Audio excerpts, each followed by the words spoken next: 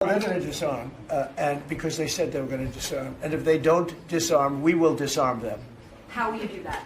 I don't have to explain that to you. But if they don't disarm, we will disarm them. They know I'm not playing games.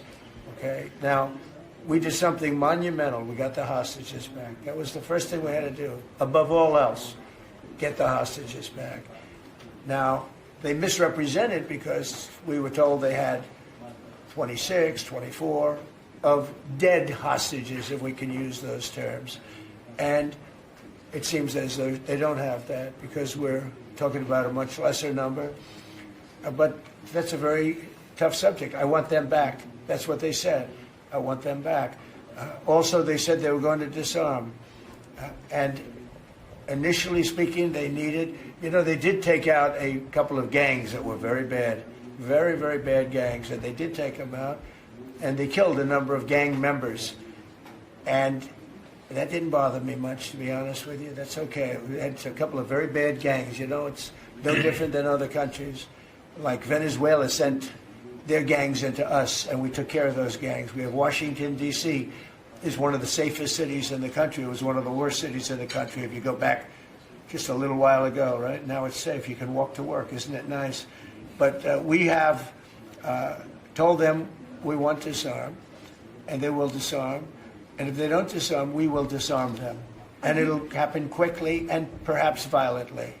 But they will disarm. Do you understand me? Yes. You say because quickly. Everyone says, oh, well, they won't disarm.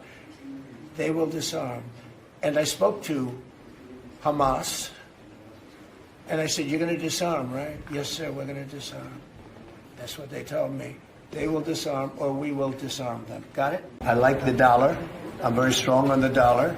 And anybody who wants to deal in dollars, they have an advantage over people that aren't. But for the most part, we're keeping it that way. I think if Biden would have, that group would have gotten elected, meaning Kamala, you wouldn't have the dollar as your currency anymore. You wouldn't have a world domination by the dollar if I didn't win this election. And now the domination, like BRICS.